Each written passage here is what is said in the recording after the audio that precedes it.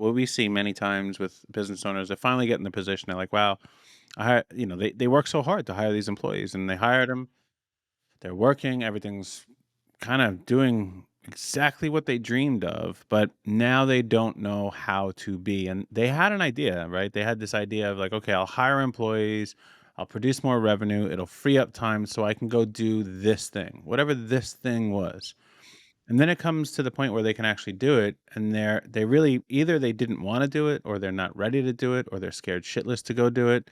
So what we see a lot of times is this is when it's a sabotaging behavior. I don't know what you would classify it under, but this is when they actually create new problems that aren't necessary to deal with because they're like, wait a minute, everything's going too smooth and it becomes super unfamiliar.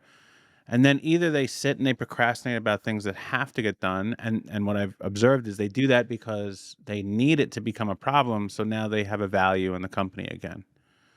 Or they have this thing they're like, I'm gonna once I have my time back, I'm gonna do this. I'm gonna go to more conferences or something like that, or whatever it is. And then they're like, "Oh, I can go to more conferences." Like, well, I'll wait for the perfect conference to come up to go to. And it's like, yeah, but this is what you wanted to do.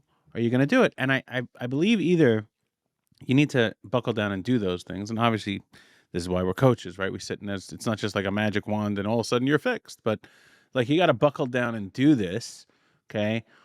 Or you have to realize, like, hey, man, this is not what I wanted. Because a lot of the times people will get there and they're like, I actually didn't want all this free time. I enjoyed doing that work. I just thought if I had free time, this other thing that I'm going to do now is valuable to the company, but they're not good at it. They don't want to do it. They don't enjoy it. And it's like, what situation did I put myself in? And then they sabotage the productivity of those great employees they hired.